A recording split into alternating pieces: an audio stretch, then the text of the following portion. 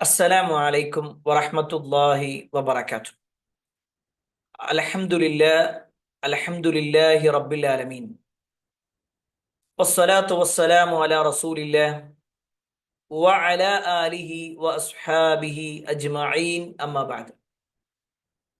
അല്ലാഹുമ്മ സ്വല്ലി അലാ മുഹമ്മദിൻ വഅലാ ആലി മുഹമ്മദ് കമാ സ്വല്ലൈത അലാ ഇബ്രാഹീം വഅലാ ആലി ഇബ്രാഹീം ഇന്നക ഹമീദും മജീദ്.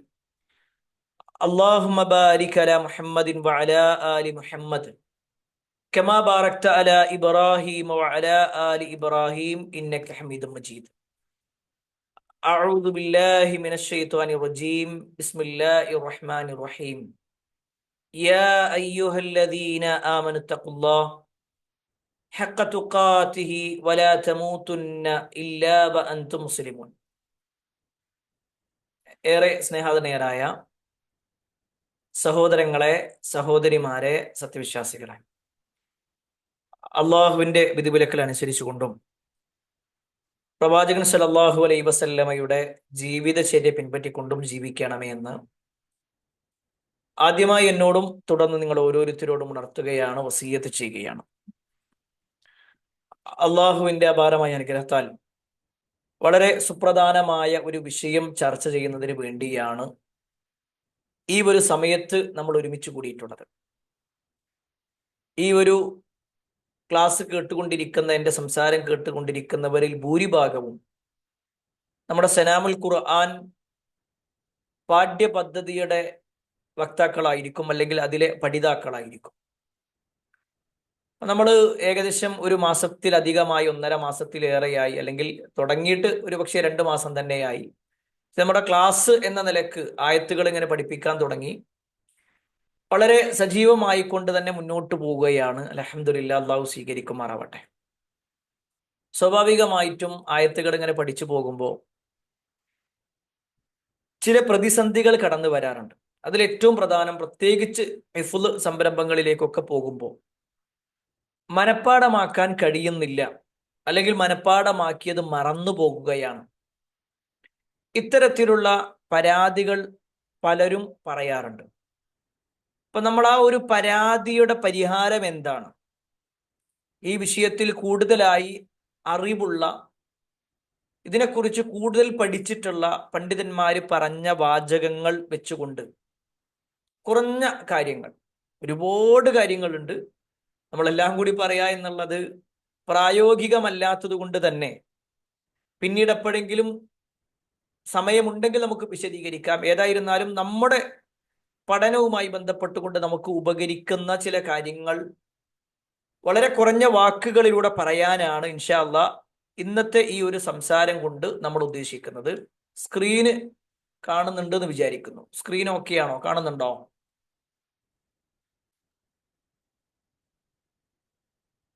ഓക്കെ ആണല്ലോ അല്ലെ? Okay okay. അപ്പൊ നമ്മുടെ ഹെഡിങ് ഇതാണ്: ഖുർആൻ മനപ്പാടമാക്കാൻ ചില എളുപ്പ വഴികൾ എന്നാണ്. എന്തിനാണ് ഇങ്ങനെ ഒരു വിഷയം തെരഞ്ഞെടുത്തത് എന്നുള്ളത് ഞാൻ നേരത്തെ സൂചിപ്പിച്ചു. ഒരുപാട് ആളുകൾ ഈ ഒരു കോഴ്സിലേക്ക് ചേർന്നിട്ട് പഠിക്കാൻ താല്പര്യമുണ്ട്, ഒരുപാട് സമയം മാറ്റി വെക്കുന്നുണ്ട്. പക്ഷെ എന്നിട്ടും എനിക്ക് മനപ്പാടമാക്കാൻ കഴിയുന്നില്ല. വളരെ വൈകാരികമായി വിഷമത്തോടു കൂടി കരഞ്ഞുകൊണ്ട് വരെ വോയിസ് അയച്ച ആളുകളുണ്ട്. അള്ളാഹു അവരുടെ എല്ലാം ആഗ്രഹ പൂർത്തീകരണം, ഖുർആനിന്റെ വിഷയത്തിലുള്ള ആ ഒരു ആഗ്രഹം സഫലീകരിച്ചു കൊടുക്കുമാറാവട്ടെ. ഇത്രയും വേഗത്തിൽ അവർക്ക് പഠിക്കാനും, അല്ല നമുക്കെല്ലാവർക്കും പഠിക്കാനും അത് ഓർമ്മയിൽ നിൽക്കാനുള്ള തൗഫീഖ് അള്ളാഹു നൽകുമാറാവട്ടെ. അപ്പൊ ഈ ഒരു വിഷമം പല ആളുകളും പങ്കുവെച്ചപ്പോ, പഠിക്കാൻ ആഗ്രഹിച്ചിട്ടും അതിനുവേണ്ടി ഒരുപാട് സമയം മാറ്റി വെച്ചിട്ടും ഒരുപാട് എഫേർട്ട് എടുത്തിട്ടും എന്നിട്ടും എന്തുകൊണ്ട് എനിക്ക് പഠിയുന്നില്ല? അപ്പോ സ്വാഭാവികമായിട്ടും നമ്മൾ ഹാർഡ് വർക്ക് ചെയ്യുന്നുണ്ട്, കഠിനാധ്വാനം ചെയ്യുന്നുണ്ട്, പക്ഷേ അതൊരു സ്മാർട്ട് വർക്കായി മാറുന്നില്ല. അതാണ് അതിന് ഒരു ഒറ്റ വാക്കിലുള്ള മറുപടി എന്ന് പറയാൻ പറ്റും. ഒരുപാട് ഹാർഡ് വർക്ക് ചെയ്യുന്നുണ്ട്, മണിക്കൂറുകളോളം, 5 മണിക്കൂറൊക്കെ ഇരിക്കുന്ന ആൾക്കാരുണ്ട്. 5 മണിക്കൂറൊക്കെ ദിവസേന ഇരിക്കാം. അങ്ങനെയൊക്കെ ഉള്ള ആളുകളുണ്ട്. അള്ളാഹു എല്ലാവർക്കും അർഹമായ പ്രതിഫലം നൽകുമാറാവട്ടെ. ഏതായിരുന്നാലും നമ്മുടെ ഈ ഒരു ക്ലാസ്സിൽ ഈ ഒരു സംസാരം കൊണ്ട് ഉദ്ദേശിക്കുന്നത് ഒരു 12 കാര്യങ്ങളെ കുറിച്ച് ഓർമ്മപ്പെടുത്താനാണ്. കുറേ നേരം വിശദീകരിക്കുന്നില്ല, കുറഞ്ഞ കുറച്ച് കാര്യങ്ങൾ, വളരെ പ്രധാനപ്പെട്ട കുറച്ച് കാര്യങ്ങൾ മാത്രം കുറഞ്ഞ വാക്കുകളിലൂടെ പറയാനാണ് ഞാൻ ഉദ്ദേശിക്കുന്നത്. നിങ്ങൾ കഴിയുന്നതും എല്ലാ ക്ലാസ്സിലും നമ്മൾ പറയാറുണ്ട്, ഒരു നോട്ട്ബുക്കും പേനയും എടുത്ത് നിങ്ങളെ ഈ പഠിക്കാനുള്ള ഭാഗം ഉണ്ടല്ലോ, നമ്മൾ ഓൾറെഡി നമ്മുടെ സലാമുൽ ഖുർആനിന്റെ ഭാഗം തന്നെയാണിത്. പക്ഷെ ഇതെന്തല്ല, ഇത് പിന്നെ ആയത്തുമായി ബന്ധപ്പെട്ടതല്ല. നമ്മളിങ്ങനെ ഇടക്കിടക്ക് ഇങ്ങനത്തെ കുറെ ക്ലാസ്സുകൾ വരും ഇൻഷാ അല്ലാഹ്. ഇപ്പൊ നമ്മൾ ഈ ഒരു വിഷയത്തെ കുറിച്ചാണെങ്കിൽ പൊതുവായിട്ടുള്ള പല വാചകങ്ങളും വരുമ്പോൾ ഇനി ആദം നബി അലൈഹി സ്വലാമിന്റെ ചരിത്രം വരുന്ന സമയത്തൊക്കെ കൂടുതൽ അതിലേക്ക് ചേർത്ത് വെച്ചുകൊണ്ടുള്ള പല കാര്യങ്ങളും ഇൻഷാ അല്ലാഹ് നമ്മൾ പറയും. അല്ലെങ്കിൽ പല വിഷയങ്ങൾ വരുന്ന സമയത്തും ഈ ഒരു പിന്നെ ആയത്തുമായി ബന്ധപ്പെട്ടതല്ലാത്ത എന്നാൽ ആ വിഷയത്തിൽ നമ്മൾ അറിയേണ്ടതായ കാര്യങ്ങൾ ഇൻഷാ അല്ലാഹ് ഇതിലൂടെ അങ്ങനെ പഠിപ്പിച്ചു തരാം. അള്ളാഹു എല്ലാം എളുപ്പമാക്കി തരുമാറാവട്ടെ. ഏതായിരുന്നാലും നമ്മൾ പറയാൻ പോകുന്ന ഭാഗത്തിൽ ഖുർആൻ മനഃപ്പാടമാക്കാനുള്ള എളുപ്പ വഴികളിൽ ചിലതിനെ കുറിച്ചാണ് നമ്മൾ പറയണത്. അതിൽ ഒന്നാമത്തെ കാര്യം എന്താണെന്ന് വെച്ച് കഴിഞ്ഞാൽ നമുക്കൊരു ആഗ്രഹം ഉണ്ടാവുക എന്നുള്ളതാണ്. നമുക്കൊരു ആഗ്രഹം ഒരു അഭിലാഷമായി മാറണം. ആഗ്രഹം ഇല്ലാതെ നമ്മൾ എങ്ങോട്ടും എത്തൂല. നമ്മളിതിനു മുമ്പും ഈ ഒരു പോയിന്റ് പറഞ്ഞു തന്നിട്ടുണ്ടായിരുന്നു. അതായത് എനിക്കൊരു ആഗ്രഹമുണ്ട് കോഴിക്കോട് എത്തണം എന്നുള്ളത്. ആ ആഗ്രഹം ഉള്ളത് കൊണ്ട് മാത്രം ഞാൻ കോഴിക്കോട് എത്തൂല. ആഗ്രഹം ഉണ്ടാകുമ്പോഴാണ് ഞാൻ ആ കോഴിക്കോട്ടേക്ക് എങ്ങനെ പോകാൻ പറ്റുമെന്ന് അന്വേഷിക്കുക. ആ അന്വേഷണത്തിൽ നിന്നാണ് എനിക്ക് ഇന്ന ഭാഗത്താണ് ബസ് കിട്ടുക എന്ന ബോധ്യപ്പെടൽ ഉണ്ടാകുക. ആ ബോധ്യപ്പെടലിൽ നിന്നാണ് പിന്നെ ബസ് എത്ര സമയത്ത് വരും എന്ന് ഞാൻ അന്വേഷിക്കുക. ആ അന്വേഷണത്തിൽ ഇന്ന സമയത്ത് എത്തും എന്ന് ബോധ്യമായാൽ ആ ഒരു ബസ്സിലേക്ക് ഏത് ഭാഗത്തേക്കാണോ തിരിയേണ്ടത് ആ തിരിയേണ്ട ബസ്സിൽ തന്നെ, അല്ലെങ്കിൽ ഏത് സൈഡിലാണോ നിൽക്കേണ്ടത് ആ സൈഡിൽ പോയി നിന്ന് ബസ് വരുന്ന സമയത്ത് ബോർഡ് നോക്കി കയറി പിന്നീട് അതിന്റെ പണം കൊടുത്ത് ഞാൻ യാത്ര ചെയ്താൽ മാത്രമേ എനിക്ക് കോഴിക്കോട് എത്താൻ കഴിയൂ. ഇത് കേവലം ഒരു കോഴിക്കോടിന്റെ വിഷയത്തിന് മാത്രമല്ല, എല്ലാ കാര്യത്തിലും. വീടുണ്ടാവണം, ആഗ്രഹമുണ്ട്, ആഗ്രഹമുണ്ട്, നല്ലോണം ആഗ്രഹമുണ്ട്. പക്ഷേ അതിനുള്ള പരിശ്രമങ്ങളില്ലെങ്കിൽ പ്രശ്നമാണ്. അള്ളാഹു നമുക്കെല്ലാം നമ്മുടെ സ്വാലിഹായ ആഗ്രഹങ്ങൾ പൂർത്തീകരിച്ചു തരുമാറാവട്ടെ. പ്രത്യേകിച്ച് വീട് എന്നുള്ളതൊക്കെ വലിയ ഒരു ആഗ്രഹമായി ഒരുപാട് ആളുകൾ കൊണ്ട് നടക്കുന്നുണ്ട്. അള്ളാഹു അതെല്ലാം എളുപ്പമാക്കി കൊടുക്കുമാറാവട്ടെ. അവർക്ക് ഈ ലോകത്തും അല്ല നമുക്കെല്ലാം ഈ ലോകത്തും പരലോകത്തും സമാധാനമുള്ള ഒരു ജീവിതവും സമാധാനമുള്ള ഒരു ഗേഹവും ഒരു വീടും നമുക്ക് നൽകുമാറാവട്ടെ. ഇപ്പൊ പറഞ്ഞു വന്നത് ആഗ്രഹം ഉണ്ടാവുക എന്നുള്ളത് തന്നെയാണ്. ആഗ്രഹം ഉണ്ടാവുക എന്താണ്? ഈ ആഗ്രഹം ഉണ്ടാവുക എന്ന് വെച്ച് കഴിഞ്ഞാല് നമ്മുടെ ജീവിതത്തിൽ പിന്നെ വലിയ ഒരു കാര്യമായിട്ട് തന്നെ നമുക്കിത് തോന്നണം. വലിയ ഒരു കാര്യമായിട്ട് ഒരു ആഗ്രഹം. നമ്മളൊരു വീടിന്റെ കാര്യത്തിൽ എത്ര വലിയ ആഗ്രഹമുണ്ട്, ഒരു കോഴ്സ് പഠിക്കുമ്പോൾ അതിൽ എത്ര വലിയൊരു ആഗ്രഹമുണ്ട്. അതേപോലെ തന്നെ ഒരു യാത്ര ചെയ്യുമ്പോൾ ഞാൻ നേരത്തെ പറഞ്ഞതുപോലെ പല ആഗ്രഹങ്ങളുണ്ട്. അതിൽ ഏറ്റവും വലിയ ആഗ്രഹം എന്താന്ന് വെച്ച് കഴിഞ്ഞാൽ നമ്മുടെ ദുനിയവിയായിട്ടുള്ള വലിയൊരു ആഗ്രഹമായിട്ട് ഇത് മാറണം. ഞാൻ എന്തിനാ അങ്ങനെ പറയണെന്ന് വെച്ച് കഴിഞ്ഞാൽ അതല്ലെങ്കിൽ കുറേ ആഗ്രഹങ്ങളുടെ കൂട്ടത്തിൽപ്പെട്ട ഒരു ആഗ്രഹം മാത്രമേ ഉള്ളൂ. അതാണ് നമ്മുടെ പഠനം എങ്കിൽ, അതാണ് നമ്മുടെ ഹിഫ്ള് എങ്കിൽ ഇതിങ്ങനെ താഴേക്ക് താഴേക്ക് പോരും. ഇത് താഴേക്ക് താഴേക്ക് പോകും. ഇപ്പൊ ഈ ഒരു പിന്നെ ചിത്രം കൊടുത്തത് നിങ്ങൾ ശ്രദ്ധിച്ചിട്ടുണ്ടാകും. ഇതില് ഏറ്റവും മുകളിൽ ആരാ എത്തുക എന്ന് ചോദിച്ചാൽ ഏറ്റവും മുകളിൽ ഇരിക്കുന്ന ആൾക്ക് മാത്രം, അല്ലെങ്കിൽ ഏറ്റവും മുകളിലെ സ്റ്റെപ്പിൽ കാല് വെച്ച ആൾക്ക് ഏറ്റവും പെട്ടെന്ന് മുകളിലേക്ക് എത്താൻ പറ്റും. നമ്മുടെ ആഗ്രഹങ്ങൾ പലതും ഉണ്ട്. വീട്, ജോലി, കുടുംബം, ആരോഗ്യം, മറ്റു പല കാര്യങ്ങൾ, മക്കളും, ഇങ്ങനെ അവരുടെ കല്യാണം, അവരുടെ ജീവിതം, ഇങ്ങനെ കുറേ ആഗ്രഹങ്ങളുടെ കൂട്ടത്തിൽ ഏതോ ഒരു സ്റ്റെപ്പിൽ ഏതോ ഒരു മൂലയിലാണ് നമ്മുടെ ഖുർആൻ പഠനം എന്ന ആഗ്രഹം വെച്ചിട്ടുള്ളതെങ്കിൽ അതവിടെ കിടക്കും. ബാക്കിയെല്ലാം മുകളിലേക്ക് വന്നുകൊണ്ടിരിക്കും. അപ്പൊ എന്ത് ചെയ്യുമെന്ന് വെച്ചാൽ ഇത് മെല്ലെ മെല്ലെ താഴേക്ക് പോയി പിന്നെ നമ്മൾ തിരിഞ്ഞു നോക്കാത്തൊരവസ്ഥ ഉണ്ടാക്കാം. അതാണ് ഇപ്പൊ ചില ആളുകളുടെ അവസ്ഥ. ഇപ്പൊ ക്ലാസ് തുടങ്ങി ഏകദേശം 1 മാസത്തോളമായി. വലിയ ആവേശത്തിൽ ആഗ്രഹം ഏറ്റവും ടോപ്പ് ലെവലിലേക്ക് വന്നു. ഒന്നാമത്തെ ആഗ്രഹം ഇതന്നെയായിരുന്നു. നമ്മൾ ഈ കോഴ്സിലേക്ക് ചേരുമ്പോഴും അതേപോലെ തന്നെ ഇതിന്റെ പേയ്മെന്റ് നടത്തുമ്പോഴും ഈ ഒരു പിന്നെ ഗ്രൂപ്പിൽ ജോയിൻ ചെയ്യുമ്പോഴും ഇതിലെ ഒന്നാമത്തെ ക്ലാസ് കേൾക്കുമ്പോഴൊക്കെ വലിയ ആ ഒരു പിന്നെ വല്ലാത്ത ഒരു ആഗ്രഹത്തിൽ തന്നെ അതിന്റെ ഏറ്റവും ടോപ്പ് ലെവലിൽ നമ്മൾ നിന്നു. പക്ഷേ അതിന്റെ ഓരോ ക്ലാസ്സുകൾ കഴിഞ്ഞപ്പോ, അല്ലെങ്കിൽ ഓരോ ദിവസങ്ങളിൽ പഠിക്കാനുള്ള ഭാഗങ്ങൾ ഇങ്ങനെ തന്നപ്പോ അത് കേൾക്കേ, അത് കുറച്ച് ദിവസം കഴിഞ്ഞിട്ട് കേൾക്കാലോ, അത് പഠിക്കുക, അതിനിപ്പോ എന്താ, പഠിക്കാൻ പറ്റുമല്ലോ, എനിക്ക് കഴിയുവേ, കുറച്ചും കൂടി കഴിയട്ടെ. ഇങ്ങനെ നമ്മൾ എന്ത് വെച്ചാൽ ഒന്നാമത്തെ ഏറ്റവും ടോപ്പ് ലെവലിൽ ഉണ്ടായിരുന്ന നമ്മുടെ ആഗ്രഹത്തെ രണ്ടാമത്തെ തട്ടിലേക്ക് തട്ടി. അതിനേക്കാൾ പ്രധാനപ്പെട്ട ചില കാര്യങ്ങൾ നമ്മൾ പിന്നെ പ്രവർത്തിക്കാൻ തുടങ്ങി, അല്ലെങ്കിൽ ആ ഒരു ആഗ്രഹം പൂർത്തീകരിക്കാൻ വേണ്ടി പോയി.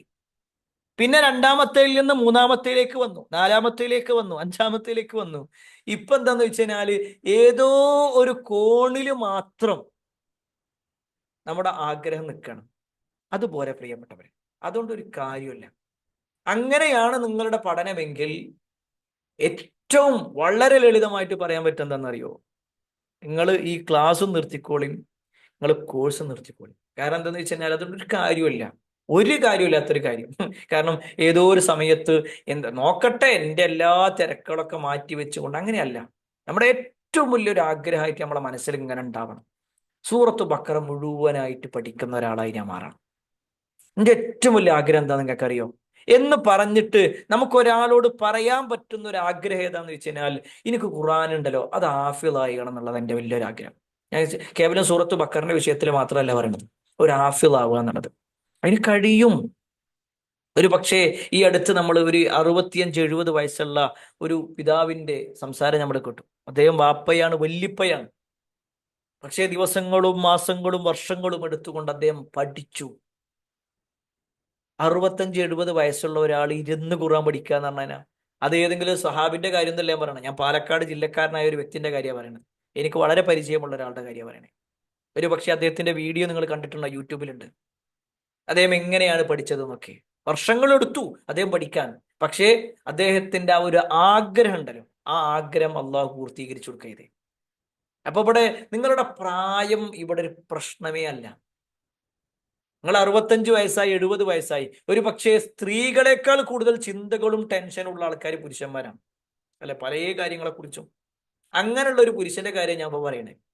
60 വയസ്സ് കഴിഞ്ഞിട്ടുള്ള ഒരാൾ, അദ്ദേഹം പഠിച്ചു, അദ്ദേഹം പിന്നെ അറിഞ്ഞു. ഞാൻ വേണമെന്നുണ്ടെങ്കിൽ ചില ഗ്രൂപ്പിൽ ആ ഒരു വീഡിയോ പോസ്റ്റ് ചെയ്യണ്ട്.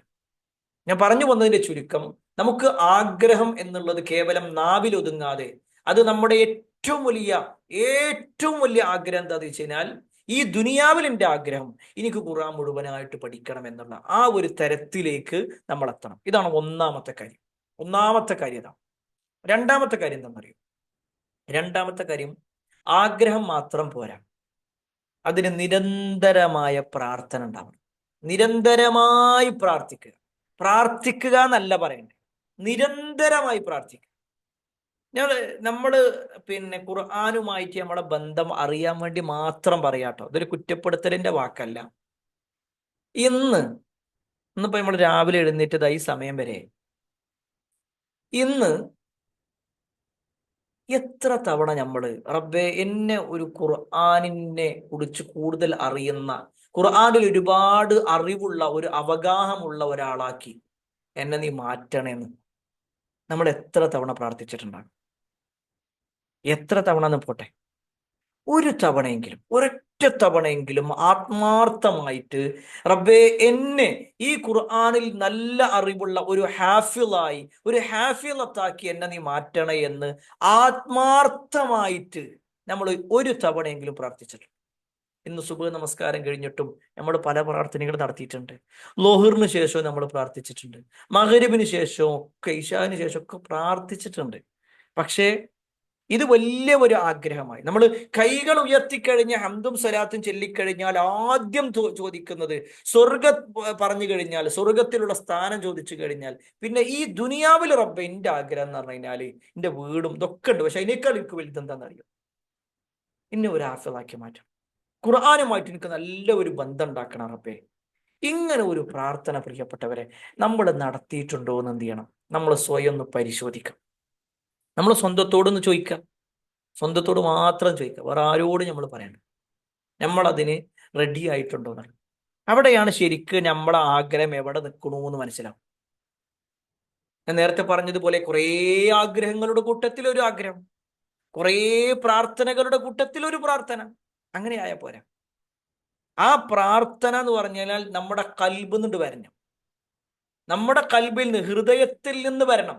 നാവിലല്ല പ്രാർത്ഥന വേണ്ടേ. പ്രാർത്ഥനയുടെ സ്ഥാനം എന്ന് പറഞ്ഞാൽ നാവല്ല. നാവ് അത് ഉച്ചരിക്കാൻ വേണ്ടി മാത്രമുള്ളതാണ്. കൽബിന്റെ തേട്ടമാണ് ശരിക്കും പ്രാർത്ഥന. കൽബിലുണ്ടാവണം. അതിങ്ങനെ രാത്രി എഴുന്നേറ്റ് നമ്മൾ പോയി ഉളു എടുത്ത് 2 റക്കാത്ത് നമസ്കരിച്ച്, അല്ലെങ്കിൽ 3 റക്കാത്ത് തഹജ്ജുദൊക്കെ നമസ്കരിച്ച്, അല്ലെങ്കിൽ 5 റക്കാത്ത് നമസ്കരിച്ച്, പിന്നെ നമ്മൾ ആ മുസല്ലയിൽ ഇരുന്നു കൊണ്ട് ഇങ്ങനെ 2 കൈകളും ഉയർത്തി അള്ളഹാനോട് ചോദിക്കുമ്പോൾ നമ്മുടെ ദുനിയവിയായ ഒരുപാട് ആഗ്രഹങ്ങളിൽ 1-ാം സ്ഥാനത്ത് നിൽക്കണം. റബ്ബേ, എന്നെ നീ ഖുർആനിൽ അവഗാഹമുള്ള ഒരാളാക്കണേ, ഖുർആൻ ഒരുപാട് അറിയുന്ന ഒരാളാക്കി മാറ്റണേ. ആ ഒരു ആഗ്രഹം പ്രിയപ്പെട്ടവരെ നമ്മളിൽ ഉണ്ടാവുക. ആ ഒരു നിലക്ക് തന്നെ നമ്മൾ പ്രാർത്ഥനയും മുന്നോട്ട് കൊണ്ടുപോകുക എന്നുള്ളത് തന്നെയാണ്. അത് കേവലം ഒരു ആഗ്രഹമായിട്ടല്ല, മറിച്ച് എല്ലാം എളുപ്പത്തിൽ പഠിച്ച് മുന്നോട്ട് പോകുക എന്ന ഉദ്ദേശത്തിൽ അതൊരു പ്രാർത്ഥനയാക്കി, അതൊരു പ്രാർത്ഥനയായി നമ്മളിൽ ഉണ്ടാവുക എന്നുള്ളതാണ്. ഇനി 3-ാമത്തെ കാര്യം എന്താണെന്നറിയോ? 3-ാമത്തെ വിഷയം നമ്മുടെ നീയത്ത് നന്നാക്കലാണ്. നമ്മുടെ നീയത്ത് നന്നാക്കണം. എന്താ ഈ നീയത്ത് നന്നാക്കുക എന്ന് പറഞ്ഞു കഴിഞ്ഞാൽ, പല ആളുകളും ഖുർആൻ പഠിക്കുന്നത് വേറെ പല കാര്യങ്ങൾക്ക് വേണ്ടിയിട്ടാണ്. ചില ആൾക്കാർ ഖുർആൻ പഠിക്കും എന്തിനാണെന്നറിയോ? ഞാനുണ്ടല്ലോ, ഞാൻ ഖുർആൻ പഠിക്കുന്ന ഒരാളാണ് എന്ന് നാലോടോട് പറയാനായിരിക്കും. അല്ലെങ്കിൽ ചില ആൾക്കാർ എന്ത് ചെയ്ത് ചില കോഴ്സുകളിലേക്ക് ചേരുന്നത് തന്നെ ഞാൻ ഇന്നതിൻ്റെ ഒക്കെ ഒരാളാണെന്ന് അറിയിക്കാൻ വേണ്ടിയിട്ടായിരിക്കും. അതല്ലെങ്കിൽ എൻ്റെ കുടുംബത്തിൽ കുറെ ആൾക്കാരുണ്ട്, ഓരൊക്കെ വലിയതൊക്കെ പഠിച്ച ആൾക്കാരാണ്, ഓരൊക്കെ തോൽപ്പിക്കണം എനിക്ക്, ഓരേക്കാൾ കൂടുതൽ എനിക്ക് അറിവുണ്ടാക്കണം, ആരെന്ത് ചോദിച്ചാലുണ്ടല്ലോ എനിക്കറിയുന്നുണ്ട് പറയാൻ പറ്റും, അങ്ങനത്തെ ഒരു അറിവ് എനിക്ക് കിട്ടും. ഇതൊക്കെ നമ്മുടെ ഇഹലോകവും പരലോകവും നഷ്ടപ്പെടുത്തുന്ന ആഗ്രഹങ്ങളാണ്. ഇഹലോകവും നഷ്ടപ്പെടുത്തും, പരലോകവും നഷ്ടപ്പെടുത്തും. നമ്മൾ ജനങ്ങളുടെ മുന്നിൽ ജനങ്ങളുടെ മുന്നിൽ ആളാകാൻ വേണ്ടിയിട്ടല്ല ഖുർആൻ പഠിക്കേണ്ടത്. ജനങ്ങളുടെ മുന്നിൽ ആളാവാനല്ല, ജനങ്ങളുടെ മുന്നിൽ ആരെന്ത് ചോദിച്ചാലും ഉത്തരം പറയാൻ കഴിവുള്ള ഒരാളാണ് ഞാൻ എന്ന് പറയാൻ വേണ്ടിയിട്ടല്ല. എൻ്റെ കുടുംബത്തിൽ ആരെങ്കിലൊക്കെ ഒരു വല്ല സംശയം ഉണ്ടെങ്കിൽ അത് ഗ്രൂപ്പിൽ ചോദിച്ചാൽ ഉടനെ എനിക്ക് പറഞ്ഞു കൊടുക്കണം, അതിന് വേണ്ടിയിട്ടാണ് ഞാൻ ദീന് പഠിക്കണേ. അല്ല, അതൊന്നുമല്ല. നമ്മളെ വ്യക്തി ജീവിതവുമായി ബന്ധപ്പെട്ടുകൊണ്ടാണ് ഖുർആൻ. അപ്പൊ അതുകൊണ്ട് തന്നെ നീയത്ത് എന്നുള്ളത് പ്രധാനമാണ്. നിങ്ങൾക്കറിയാലോ, നബി സല്ലല്ലാഹു അലൈഹി വസല്ലം പറഞ്ഞൊരു ഹദീസ് നമ്മൾ ഇതിന് മുമ്പുള്ള ചില ക്ലാസ്സുകളിൽ പറഞ്ഞിട്ടുണ്ട്. നരകത്തിലേക്ക് ആദ്യമായി പ്രവേശിപ്പിക്കുന്ന 3 ആളുകളിൽ ഒരാളാരാന്നറിയും? നരകത്തിൽ ആദ്യമായി പ്രവേശിപ്പിക്കുന്ന 3 ആളുകളിൽ ഒരാള് ഖുർആൻ പഠിച്ച ആളാണ്. എന്താ കാര്യം? അയാൾ ഖുർആൻ പഠിച്ചത് അള്ളാന്റെ തൃപ്തിക്ക് വേണ്ടിയിട്ടോ, പരലോകത്ത് പ്രതിഫലം കിട്ടാനോ, ഇഹലോകത്തിൽ അള്ളാഹുവിനെ കൂടുതൽ അറിയാനോ ഒന്നുമല്ല. അയാൾ പഠിച്ചത് എന്തിനാന്നറിയോ? ജനങ്ങളുടെ മുന്നിൽ ആരിങ്ങനെ ചോദിച്ചാൽ എന്താ മൂപ്പരുടെ ഖിറാത്ത്, എന്താ മൂപ്പരുടെ വിശദീകരണം, എന്താ അവളുടെ ആ ഒരു ഖിറാത്തിന്റെ ശൈലി, അവളുടെ പിന്നിൽ അവർ ഖുർആൻ ഓതുന്നിങ്ങനെ കേട്ടിരുന്നു പോകും എന്നിങ്ങനെ പലരും പറയാൻ വേണ്ടിയിട്ടാണ് നമ്മൾ ഖുർആൻ പഠിച്ചതെങ്കിൽ ആ പറച്ചില് കിട്ടും, അള്ളാന്റെ അടുത്തൊന്നും ഉണ്ടാവില്ല. അതുകൊണ്ട് പ്രിയപ്പെട്ട സഹോദരങ്ങളെ, സഹോദരിമാരെ, നമ്മളെ നീയത്ത് എന്നുള്ളത് വളരെ പ്രധാനമാണ്. ഒരിക്കലും മറ്റൊരാളുടെ മുന്നിൽ ആളാവാനോ, അല്ലെങ്കിൽ എല്ലാവരുടെ മുന്നിലും ഞാൻ ഇത്രയും പഠിച്ച ഒരാളാണ് എന്നൊന്നും പറയാനാവരുത്. ചില ആളുകളൊക്കെ ചില കോഴ്സുകളിലൊക്കെ ചേരുമ്പോൾ തന്നെ അതുണ്ടായിരുന്നു, ഞാൻ ഇത്ര ജുസു പഠിച്ചിട്ടുണ്ട്, ഞാൻ അത്ര ആയിട്ടുണ്ട്, ഞാൻ മറ്റൊരാളെ അറിയിക്കാൻ വേണ്ടിയിട്ട് പറയാം. അതായത് ഒരു അഹങ്കാരത്തിന്റെ പറച്ചിലാണെങ്കിൽ അത് നഷ്ടം വരും. അല്ല, ഒരാൾ ചോദിക്കുകയാണ് നിങ്ങൾക്ക് ഖുറാനിൽ എത്ര അറിയും എന്ന് ചോദിച്ചു കഴിഞ്ഞാൽ, അതിപ്പോ എനിക്ക് 2 ജുസ് അറിയാം, എനിക്ക് 3 ജുസ് അറിയാം എന്ന് പറയുന്നതിനെ കുറിച്ചല്ല പറയണത്, മറിച്ച് മറ്റൊരാളുടെ മുന്നിൽ ആളാവാൻ വേണ്ടിയിട്ട് പറയാ. അത് ഒരിക്കലും ശരിയായ നിലപാടല്ല. അത് നമ്മൾ ശ്രദ്ധിക്കണം. ഈ 3 കാര്യങ്ങൾ: 1, ആഗ്രഹം ഉണ്ടാവുക; 2, നിരന്തരമായി പ്രാർത്ഥിക്കുക; 3, നീയത്ത് നന്നാക്കുക. ഇതാണ് നമ്മൾ ബേസിക് ആയി പറയാനുള്ളത്. ഇനി നമ്മൾ കുറച്ച് കാര്യങ്ങൾ ഇതിന്റെ ആഴത്തിലേക്ക് വരാം. നേരെ ശ്രദ്ധിക്കണം കേട്ടോ. ഇനി പറയുന്ന ഭാഗങ്ങൾ വളരെ ശ്രദ്ധിക്കാം. 4-ാമത്തെ കാര്യം, സാഹചര്യം ഉണ്ടാക്കുക. സാഹചര്യം ഉണ്ടാക്കുക. നേരെ ശ്രദ്ധിക്കുക, എല്ലാവരും ശ്രദ്ധിച്ചു. സാഹചര്യം ഉണ്ടാക്കുക എന്നാ പറഞ്ഞു. സാഹചര്യം ഉണ്ടാകലല്ല, ഉണ്ടാക്കലാണ്. ഈ ഒരു ചിത്രം കൊടുക്കാൻ ഒരു കാരണമുണ്ട്. ഇതിന്റെ മുകളിലുള്ള ചിത്രം ശരിക്കും ഏതാ? ആ ഒരു ആകെ വരണ്ടുടങ്ങിയ ഒരു പ്രദേശം. അതിങ്ങനെ ചുരുട്ടി വെച്ചിട്ട് നല്ല പച്ചപ്പുള്ളൊരു പ്രദേശമുണ്ട് അതിന്റെ താഴെ. അതാണ് വേണ്ടത്. ഈ ചിത്രം ഞാൻ കുറെ തെരഞ്ഞെടുത്തതാ. എന്തിനാണ് ഈ ചിത്രം എടുത്തതെന്ന് അറിയോ? ഇത് എന്തിനാ കാണിച്ചതെന്ന് അറിയോ? നമ്മൾ പല കാര്യങ്ങളും സാഹചര്യം ഉണ്ടാക്കാൻ നമ്മൾ റെഡിയില്ല. നമുക്ക് ഖുർആൻ പഠിക്കണം, പഠിക്കണം, അതിൽ സംശയമൊന്നുമില്ല. പക്ഷേ എന്നാല് ഇന്ന കാര്യങ്ങളൊന്നും അത് അഡ്ജസ്റ്റ് ചെയ്യാൻ പറ്റില്ല. കല്യാണം വരുമ്പോ പിന്നെ കല്യാണത്തിന്റെ ഇടയിൽ ഇപ്പൊ എങ്ങനെയാ ഇപ്പൊ ഖുർആൻ പഠിക്കാൻ കഴിയും? നമുക്ക് വിരുന്ന് പോണ്ടേ? വിരുന്നില്ല, ഇനിയിപ്പോ വിരുന്നുകാട് വരികയാണ്, അപ്പൊ പിന്നെ എങ്ങനെ ഖുർആൻ പഠിക്കാൻ കഴിയുമോ? ഞാനൊരു യാത്ര പോകാണ്, അതിന്റെ ഇടയിൽ എനിക്ക് ഖുർആൻ പഠിക്കാൻ പറ്റൂല. ഞാൻ ഹോസ്പിറ്റലിൽ 2 ദിവസം പോകണം, അതിൽ ഒരു ചെക്കപ്പ് ഉണ്ട്. ആ ചെക്കപ്പ് എത്ര മിനിറ്റാ? അതൊരു മണിക്കൂറോളം ഉണ്ടാവും. അപ്പൊ ബാക്കിയുള്ള അതല്ല, അതിന്റെ ഇടയിൽ കൂടി ഇപ്പൊ ഖുർആൻ പഠിക്കലൊന്നും നടക്കില്ല. ഞാനിത് എന്തിനാ പറഞ്ഞു വെച്ച് കഴിഞ്ഞാല് ഇതാണ് നമ്മളെ അവസ്ഥ. ബാക്കി എല്ലാ കാര്യങ്ങൾക്കും നമുക്ക് സമയമുണ്ട്. ഖുർആന്റെ വിഷയത്തിൽ മാത്രം ഒരു സാഹചര്യം ഒരുക്കാൻ,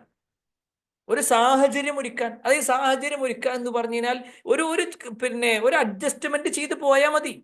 നമുക്ക് എല്ലാ ദിവസം മുഴുവനായിട്ട് ഇരുന്ന് ചെല്ലണം എന്ന അർത്ഥത്തിലല്ല ഞാൻ പറയണത്. എല്ലാ ദിവസവും നിങ്ങൾ 20 മണിക്കൂർ ഇതിനു വേണ്ടി മാറ്റിവെക്കണം എന്നല്ല പറയണത്. പക്ഷേ ചില കാര്യങ്ങൾ നമ്മൾ എങ്ങനെ ചുരുട്ടി മടക്കി വെക്കേണ്ടതുണ്ട്. അതിലൊരു പക്ഷേ നമ്മുടെ സോഷ്യൽ മീഡിയ അക്കൗണ്ട് ഉണ്ടാകും, അതിലൊരു പക്ഷേ ആവശ്യമില്ലാത്ത വാട്സപ്പ് ഗ്രൂപ്പുകൾ ഉണ്ടാകും, അതിലൊരു പക്ഷേ ആവശ്യമില്ലാത്ത ഇൻസ്റ്റാഗ്രാം ഉണ്ടായിരുന്നു, അതിലൊരു പക്ഷേ ആവശ്യമില്ലാത്ത ഒരുപാട് ചർച്ചകൾ ഉണ്ടാകും, അതിലൊരു പക്ഷേ ആവശ്യമില്ലാത്ത യാത്രകൾ ഉണ്ടാകും, അതിലൊരു പക്ഷേ ആവശ്യമില്ലാത്ത സന്ദർശനങ്ങൾ ഉണ്ടാകും. ഇതൊക്കെ ഞാൻ ബോധപൂർവമാണ് പറയുന്നത്. ഈ പറഞ്ഞതിന്റെ അർത്ഥം യാത്ര പോകരുത് എന്നല്ല. ഈ പറഞ്ഞതിന്റെ അർത്ഥം വാട്സപ്പ് മുഴുവൻ ബ്ലോക്ക് ചെയ്തോളും എന്നല്ല. ഈ പറഞ്ഞതിന്റെ അർത്ഥം ഇൻസ്റ്റാഗ്രാം ഇനി ഒരിക്കലും തുറന്നു നോക്കരുത് എന്നല്ല. ഇനി ഒരിക്കലും കുടുംബ സന്ദർശനം നടത്തരുത് എന്നല്ല. ഇതൊക്കെ വേണം. പക്ഷേ പക്ഷേ അതിനേക്കാളൊക്കെ മുകളിൽ നമ്മുടെ ഏറ്റവും വലിയ ആഗ്രഹമായ ഖുർആനുണ്ട്. അപ്പൊ അതിനെന്ത് വേണമെന്ന് വെച്ച് കഴിഞ്ഞാല് നമ്മൾ കുറച്ചൊക്കെ ഒരു സാഹചര്യം ഇങ്ങനെ ഒരുക്കണം. നമുക്ക് ചില സാഹചര്യങ്ങൾ, ചിലതിന് സമയം കിട്ടിയില്ല എങ്കിൽ നമ്മുടെ ഉറക്കത്തിന്റെ സമയം നമ്മൾ എടുക്കണം. ഇന്ന ഒരു കാര്യത്തിന് സമയം കിട്ടില്ല, നമ്മൾ അങ്ങനെയാണല്ലോ ശരിക്ക് അല്ലെ? പല കാര്യങ്ങളും നമ്മുടെ മനസ്സിൽ ഇങ്ങനെ ഉണ്ട്. ഇപ്പോ രാവിലെ നമ്മൾ ഭക്ഷണം കഴിച്ചില്ല വിചാരിച്ചു. ഈ ഭക്ഷണം എന്ന് പറഞ്ഞു കഴിഞ്ഞാല് രാവിലെ നമ്മൾ എന്ത് ചെയ്തിട്ടുണ്ട്? ഒരു പഴം പുഴുങ്ങിയത് കഴിച്ചു. പിന്നെ പിന്നെ നമ്മളൊരു ഒരു സമൂസ ഉണ്ടായിരുന്നു, ആ സമൂസ. പിന്നൊന്നും കഴിച്ചിട്ടില്ല. ഉച്ചക്കും ഞാനൊന്നും കഴിച്ചിട്ടില്ല. ഉച്ചക്ക് പിന്നെ എന്താ കഴിച്ചേ? ഉച്ചക്ക് ഞാൻ ഒരു അവിടെ ഒരു ആപ്പിൾ കിടക്കുന്നുണ്ടായിരുന്നു, ആ ആപ്പിൾ തിന്നു, വേറൊന്നും കഴിച്ചില്ല. വൈകുന്നേരം പറയാൻ എന്താണെന്നറിയോ? ഞാനൊന്നും കഴിച്ചിട്ടില്ല ഇന്നുണ്ടല്ലോ റബ്ബേ, ഇന്ന് ഞാൻ കാര്യമായിട്ടൊന്നും കഴിച്ചിട്ടില്ല, ഇന്ന് ഞാനൊന്നും കഴിച്ചിട്ടില്ല. അല്ല അപ്പൊ രാവിലെ ഒരു പഴം, ഞാൻ അങ്ങനെയല്ല ഉദ്ദേശിച്ചത്. രാവിലെ നമ്മൾ ശരിക്ക് പത്തിരി അല്ലെങ്കിൽ ചപ്പാത്തി ഇങ്ങനത്തെ ഒന്നും കഴിച്ചിട്ടില്ലേ? അത് കഴിച്ചിട്ടില്ല. ഉച്ചക്ക് ചോറൊന്നിട്ടില്ല. ഇത് ഞാൻ എന്തിനാ പറഞ്ഞു വെച്ച് കഴിഞ്ഞാല്, ഇങ്ങനെ ഒരു ഉദാഹരണം പറഞ്ഞ എന്താ വെച്ച് കഴിഞ്ഞാല്, നമ്മുടെ മനസ്സിൽ 4 മണി ആയാലും നമ്മുടെ മനസ്സിൽ തോന്നുന്നത് എന്താ അറിയോ? ഞാൻ ഒന്നും കഴിച്ചിട്ടില്ലല്ലോ. സത്യത്തിൽ നമ്മൾ കഴിക്കുന്ന സാധാരണ ഭക്ഷണത്തിനേക്കാൾ ഏറ്റവും നമ്മുടെ ശരീരത്തിന് ഉപകാരമുള്ള പഴവും അതേപോലെ തന്നെ ആപ്പിളും ഒക്കെ നമ്മൾ കഴിച്ചിട്ടുണ്ട്. എന്നാലും നമ്മുടെ മനസ്സിലുള്ളത് എന്താ? ഞാനൊന്നും കഴിച്ചിട്ടില്ല. എങ്കിൽ ഇതേ ഒരു ബോധ്യപ്പെടൽ, ഇതേ ഒരു ചിന്ത നമ്മൾ ഖുറാന്റെ വിഷയത്തിലുണ്ടാവും. ഞാനൊന്ന് ഖുറാൻ ഓതിയിട്ടിട്ടില്ലല്ലോ, ഞാനൊന്ന് ഖുറാൻ ഓതിയിട്ട് പഠിച്ചിട്ടില്ലല്ലോ, ഞാനൊന്ന് ആ ഒരു ഖിറാഅത്ത് ഓതിയിട്ടില്ല കേട്ടോ, പടച്ച റബ്ബേ എന്തപ്പോ ചെയ്യാ? ഈ ഒരു മാനസികാവസ്ഥയിലേക്ക് നമ്മളെത്താം. അപ്പോഴേ തീർച്ചയായും നമ്മുടെ ഈ ഒരു കോഴ്സ് കൊണ്ട് നമുക്ക് ഉപകാരം ഉണ്ടാവും. അപ്പൊ സാഹചര്യം ഒരിക്കലും ഉണ്ടാക്കലൊക്കെ നമ്മളാണ്. നമ്മൾ ഇപ്പൊ ഈ കൂട്ടത്തിലുണ്ട്, ക്യാൻസർ പേഷ്യന്റ് ആയ ആള് ഈ കൂട്ടത്തിലുണ്ട്. തന്റെ കിടക്കയിൽ നിന്ന് ഒന്ന് ഇരിക്കാൻ കഴിയാത്ത രൂപത്തിൽ എപ്പോഴും കിടന്നുകൊണ്ട് മാത്രം ക്ലാസ് കേൾക്കുന്ന ഒരു സഹോദരി കൂട്ടത്തിലുണ്ട്. അള്ളാഹു അവരുടെ എല്ലാം അസുഖം പൂർണ്ണമായി കൊണ്ടും മാറ്റിക്കൊടുക്കുമാറാവട്ടെ. നിങ്ങൾ ആലോചിച്ച് നോക്കി കാണി. എന്നോട് ചോദിച്ചൊരു ചോദ്യം ഉണ്ടായിരുന്നു, എനിക്ക് വല്ലാത്ത ഒരു നമ്മുടെ മനസ്സുകൊണ്ട് തന്നെ വേദനിക്കുന്ന ഒരു വാക്കായിരുന്നു അത്. എന്താണെന്നറിയോ?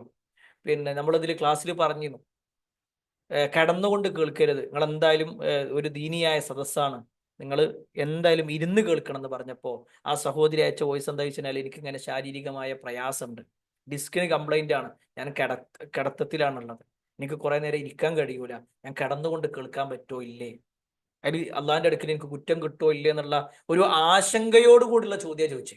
അവിടെയാണ് നമ്മൾ മനസ്സിലാക്കേണ്ടത്, നമ്മളൊക്കെ എത്രയോ ഭാഗ്യവാന്മാരാണ്. പല വിഷയങ്ങളിലും പല ആളുകളും, നമ്മുടെ ഈ കൂട്ടത്തിലെ പല ആളുകളും അനുഭവിക്കുന്ന പ്രയാസങ്ങൾ നോക്കുമ്പോൾ നമ്മളൊക്കെ സ്വർഗതുല്യമായ ജീവിതത്തിലുള്ളത്. അള്ളാഹു ആ പ്രയാസം അനുഭവിക്കുന്നവരുടെ എല്ലാം പ്രയാസങ്ങൾ മാറ്റി കൊടുക്കുമാറാവട്ടെ. ഏതായിരുന്നാലും ഈ സാഹചര്യം എന്നുള്ളത് അത് നമ്മളാണ് മാറ്റേണ്ടത്. അത് വിധിയാണ്, അതിപ്പോ പടച്ചോൻ അങ്ങനെ തീരുമാനിച്ചു അല്ല. വിധിയൊക്കെ ഉണ്ട്, ഇല്ല എന്നല്ല, വിധിയെ നിഷേധിച്ചുകൊണ്ടല്ല ഞാൻ പറയണത്. പക്ഷേ നമ്മൾ വിചാരിക്കാതെ അള്ളാഹു സുബ്ഹാനഹു തആല നമുക്കിത് എളുപ്പാക്കി തരൂല. അള്ളാഹ് ഖുർആനിൽ പറഞ്ഞൊരു കാര്യമാണ്, ഒരു കൗമ് സ്വയം നേരാവണമെന്ന് വിചാരിക്കാതെ അള്ളാഹ് ഓരെ നേരാക്കൂല. ഒന്നും കൂടി പറഞ്ഞു കഴിഞ്ഞാൽ, നിങ്ങൾ സ്വയം പഠിക്കണമെന്ന് വിചാരിക്കാതെ, അതിന് സ്വയം സാഹചര്യം ഉണ്ടാക്കാതെ അള്ളാഹ് നിങ്ങൾക്ക് സാഹചര്യം ഉണ്ടാക്കി തരൂല. അപ്പൊ അവിടെ നമ്മളാണ് എന്ത് ചെയ്യേണ്ടത്? ആ സാഹചര്യം ഉണ്ടാക്കേണ്ടത്. ഭക്ഷണം കഴിച്ചിട്ടില്ലെങ്കിൽ നമുക്കൊരു ഒരു ഒരു കുത്തൽ ഇങ്ങനെ ഉള്ളത് പോലെ, അല്ലെങ്കിൽ ചില കാര്യങ്ങൾ സ്ഥിരമായി ചെയ്യുന്ന ഒരു കാര്യം നമുക്കില്ലാതാകുമ്പോൾ ഉണ്ടാകുന്ന ഒരു വിഷമുള്ളത് പോലെ, ഈ ഖുർആനിന്റെ വിഷയത്തിൽ നമ്മളൊരു സാഹചര്യം ഉണ്ടാക്കി, അതില്ലെങ്കിൽ, അന്ന് നടന്നിട്ടില്ലെങ്കിൽ, അന്ന് ഖുർആൻ ഓതിയിട്ടില്ലെങ്കിൽ, അന്ന് ഖുർആൻ വായിച്ചിട്ടില്ലെങ്കിൽ, അന്ന് ഖുർആൻ കേട്ടിട്ടില്ലെങ്കിൽ, അന്ന് ഗ്രൂപ്പ് നോക്കിയിട്ടില്ലെങ്കിൽ, എന്തോ ഒരു മനസ്സാക്ഷി കുത്തി നമുക്ക് ഉണ്ടാവാം. അപ്പോഴേ നമ്മുടെ ഈ ഖുർആൻ പഠനം എളുപ്പമാവുള്ളൂ. അതാണ് നാലാമത്തെ കാര്യം. ഇനി അഞ്ചാമത്തെ കാര്യം എന്താണെന്നറിയും? അഞ്ചാമത്തെ ഒരു വിഷയം ശ്രദ്ധിച്ചോ. അനുയോജ്യമായ സമയം നമ്മൾ തിരഞ്ഞെടുക്കാൻ. അനുയോജ്യമായ സമയം നമ്മൾ തിരഞ്ഞെടുക്കുക. എന്താ ഈ അനുയോജ്യമായ സമയം എന്ന് പറയുന്നത് എന്നറിയോ? ചില ആളുകൾ ചോദിക്കാറുണ്ട്, അല്ല ഉസ്താദ്, പിന്നെ ഖുർആൻ പഠിക്കാൻ ഏറ്റവും നല്ല സമയം ഏതാണ്? ആ ചോദിക്കുന്ന ആളുകളോട് ഞാൻ പറയാറുള്ളത് എന്താണെന്നറിയോ? നിങ്ങൾക്ക് ഏതാണോ എളുപ്പം അതാണ് നിങ്ങളുടെ സമയം. നിങ്ങൾക്ക് ഏറ്റവും എളുപ്പം ഏതാണോ അത് നിങ്ങൾ തിരഞ്ഞെടുത്തോളി. ചില ആളുകൾക്ക് സുബഹിന് മുമ്പുള്ള ഒരു 4 മണിക്കൊക്കെ എഴുന്നേറ്റുകൊണ്ട് പഠിച്ചാൽ പെട്ടെന്ന് മെമ്മറി ആകുന്ന ആളുകൾ ഉണ്ടാവും, പെട്ടെന്ന് മനഃപ്പാടമാക്കാൻ കഴിയും. വേറെ ചില ആളുകൾക്ക് സുബഹി കഴിഞ്ഞ് ആ ഒരു ഫ്രഷ് മൈൻഡ് ആയിരിക്കും ചില ആളുകൾക്ക് ഉണ്ടാകും. വേറെ ചില ആളുകളാകട്ടെ വീട്ടിലത്തെ എല്ലാ തിരക്കുകളും എല്ലാ പണിയും കഴിഞ്ഞ് ഒരു 2 മണിക്ക് ഭക്ഷണമൊക്കെ കഴിച്ച് 2 മണിയാകുമ്പോഴേക്ക് നിസ്കാരവും കഴിഞ്ഞ് എല്ലാം കഴിഞ്ഞ് ഒരു 2 മണി മുതൽ 4 മണി വരെ കുട്ടികൾ വരുന്നതിന്റെ ആ ഒരു ഇടയിൽ ആ ഒരു 2 മണിക്കൂറാണ് എനിക്ക് ഏറ്റവും കൂടുതൽ പഠിക്കാൻ പറ്റുക എന്ന് പറയുന്ന ആൾക്കാരുണ്ട്. വേറെ ചില ആളുകളാകട്ടെ മഗ്‌രിബിന്റെ ശേഷമായിരിക്കും. ഇനി വേറെ ചില ആളുകൾക്കോ രാത്രി ചിലപ്പോൾ എല്ലാവരും ഉറങ്ങിയിട്ട് പിന്നെ ലൈറ്റ് ഓൺ ആക്കിയിട്ട് ഓഫീസ് റൂമിൽ പോയിരുന്ന് പഠിക്കുന്ന ആൾക്കാരുണ്ടാവും, അല്ലേ? ഞാൻ എന്തിനെങ്ങനെ പറഞ്ഞതെന്ന് വെച്ച് കഴിഞ്ഞാല്, ഓരോരുത്തർക്കും ഓരോ സമയമാണ് അവർക്ക് അനുയോജ്യം. എൻ്റെ സമയമല്ല എൻ്റെ മക്കൾക്ക് ഉണ്ടാവുക, എൻ്റെ മക്കളുടെ സമയമല്ല എൻ്റെ ഭാര്യക്ക് ഉണ്ടാകുക. ഓരോരുത്തർക്കും ഓരോ സമയം. അതുകൊണ്ട് തന്നെ നമ്മൾ ഖുർആൻ പഠിക്കാനിരിക്കുന്ന ഒരു സമയം നമ്മളാണ് തിരഞ്ഞെടുക്കേണ്ടത്. ഞാൻ ഇപ്പൊ നിങ്ങളോട് പറയാണ്, നിങ്ങൾ എല്ലാവരും രാവിലെ 4 മണിക്ക് എഴുന്നേറ്റ് പഠിക്കണം എന്ന് പറഞ്ഞാൽ ആ സമയത്ത് ഇരുന്നാലും പഠിയാത്ത ചില ആൾക്കാരുണ്ടാവും. നിങ്ങൾ രാത്രി എല്ലാവരും രാത്രി 12 മണിക്ക് ഇരുന്ന് പഠിക്കണം എന്ന് പറഞ്ഞു കഴിഞ്ഞാൽ അപ്പോ ഒരിക്കലും നടക്കാത്ത ആൾക്കാരുണ്ട്. ചിലപ്പോ 8 മണിയാകുമ്പോഴും 9 മണിയാകുമ്പോഴേക്ക് കണ്ണിങ്ങനെ ചോക്കണ മനുഷ്യന്മാരുണ്ടാവും, അല്ലെ? ചില ആളുകൾ മരുന്നൊക്കെ കുടിക്കുന്ന ആൾക്കാരുണ്ടാവും, ഒരു ആ സമയത്ത് മരുന്ന് കുടിച്ചു കഴിഞ്ഞാൽ കണ്ണിങ്ങനെ പോകും. ആരെ പറഞ്ഞിട്ട് കാര്യമില്ല. അപ്പൊ അതുകൊണ്ട് തന്നെ നിങ്ങൾക്ക് അനുയോജ്യമായ സമയം ഏതാണോ അത് നിങ്ങളാണ് തിരഞ്ഞെടുക്കേണ്ടത്. ഏറ്റവും അനുയോജ്യമായ സമയം നിങ്ങളാണ് തിരഞ്ഞെടുക്കേണ്ടത്.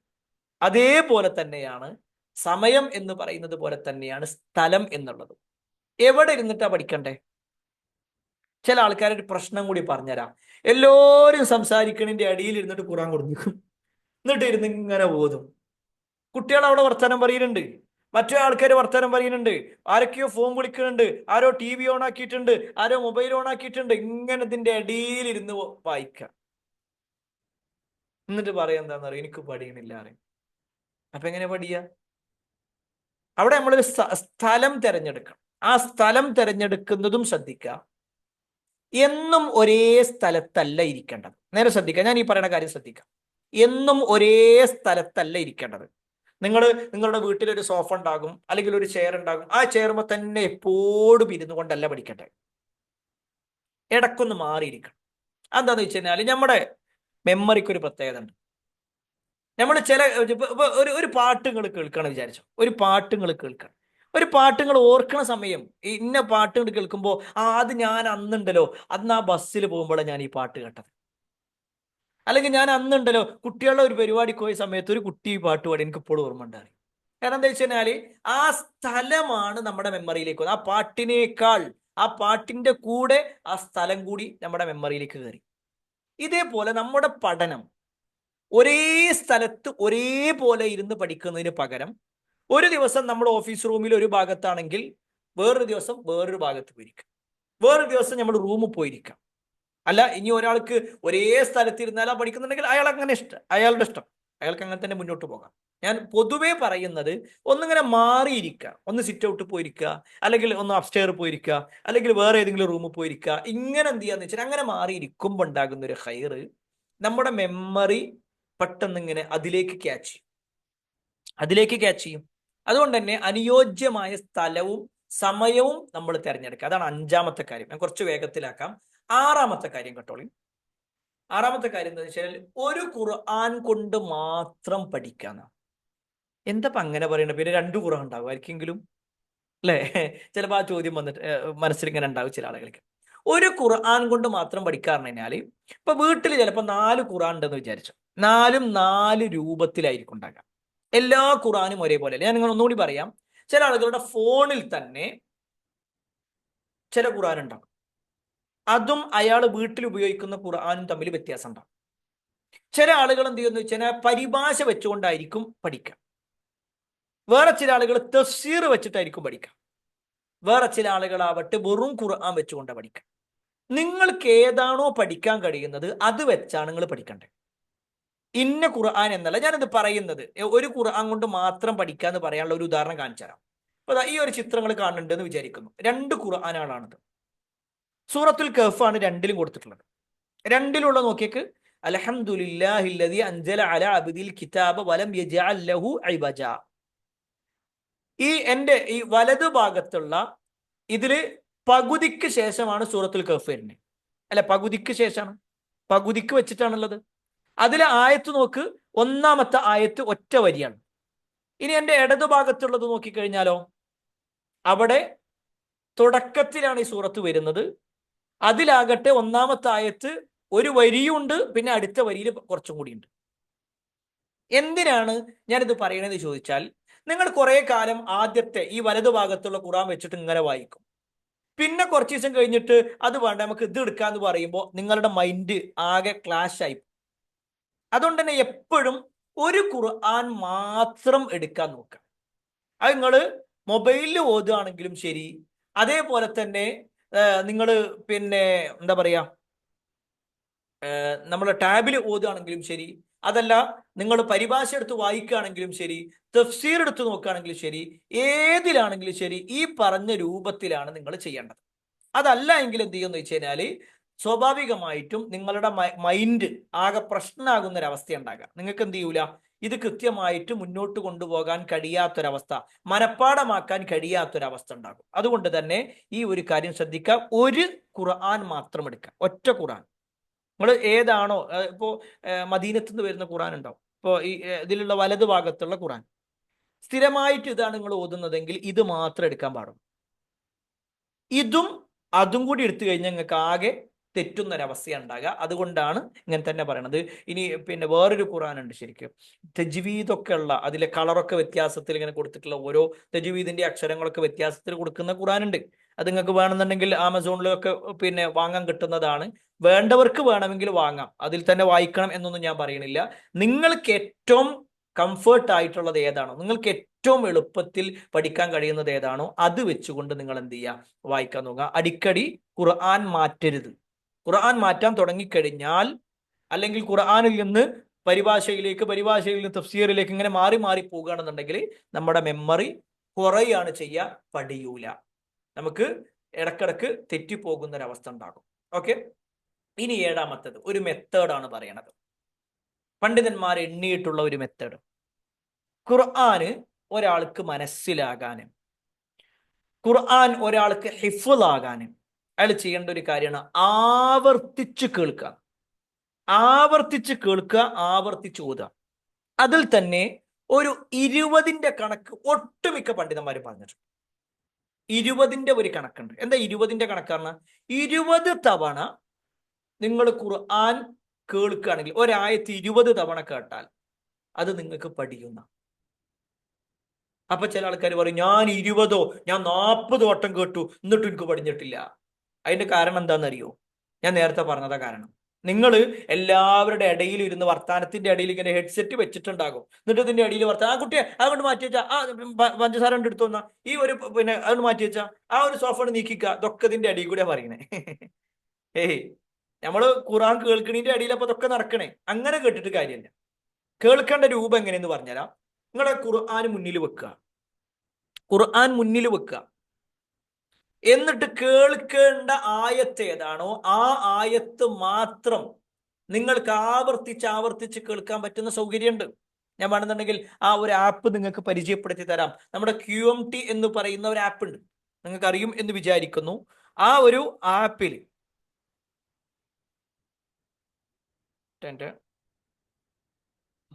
ഈ QMT എന്ന് പറയണ കാണുന്നുണ്ടോ? എല്ലാവർക്കും കാണുന്നുണ്ട് എന്ന് വിചാരിക്കുന്നു.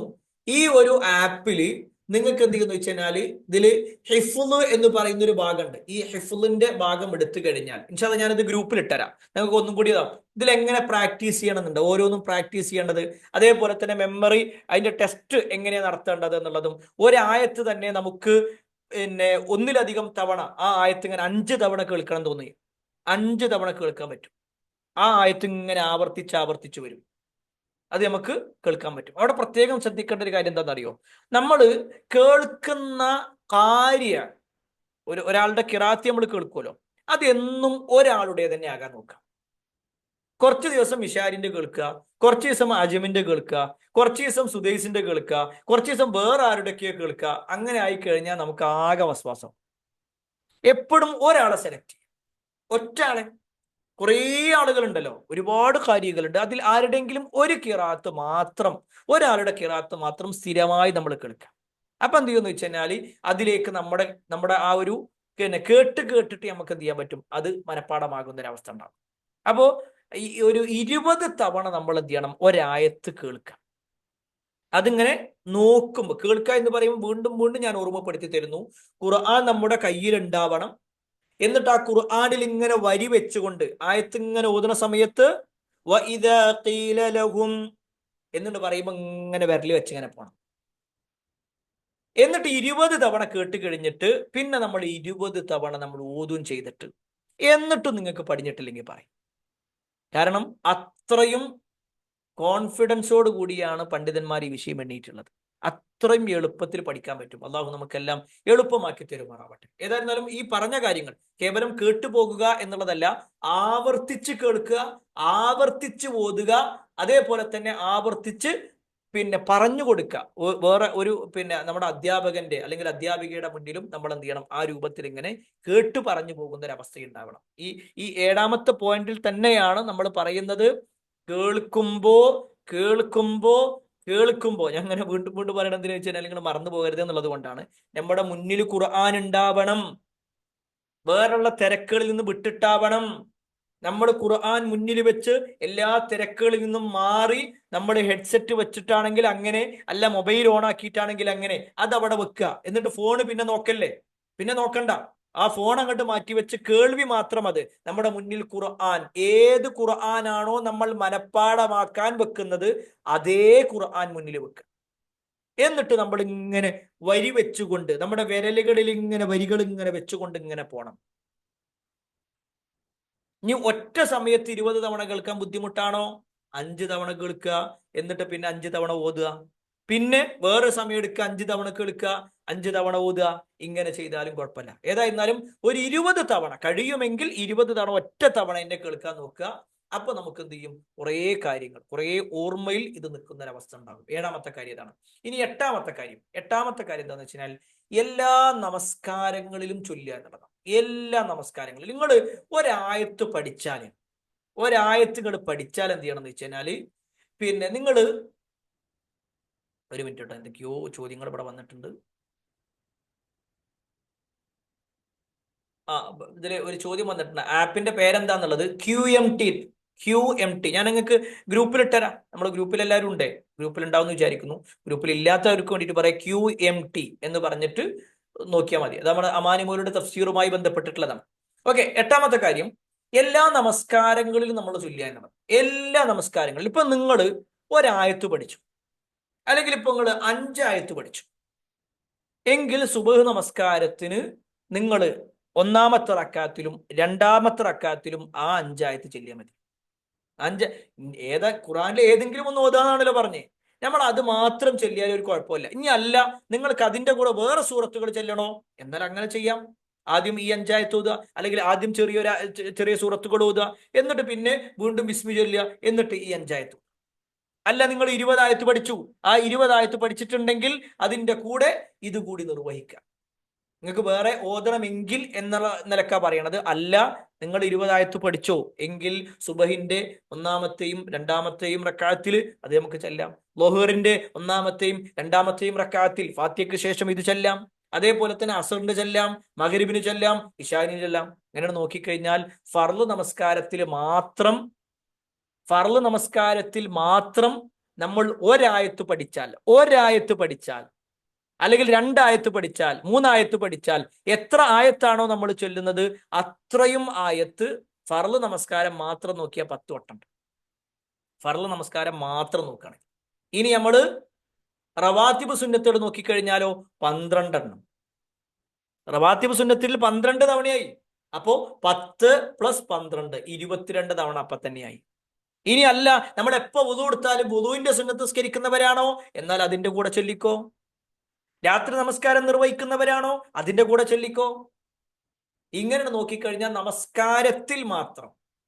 നമസ്കാരങ്ങളിൽ മാത്രം നമുക്ക് എന്ത് ചോദിച്ചാൽ ഒരു 25-30 വട്ടം ഒരു ദിവസം, എന്തായാലും നിസ്കാരം ഉണ്ടല്ലോ, നിസ്കാരം ഒഴിവാക്കാൻ പറ്റൂലല്ലോ, ആ നിസ്കാരത്തിൽ നമുക്ക് എന്ത് ചെയ്യാൻ പറ്റും, ചൊല്ലാൻ പറ്റും.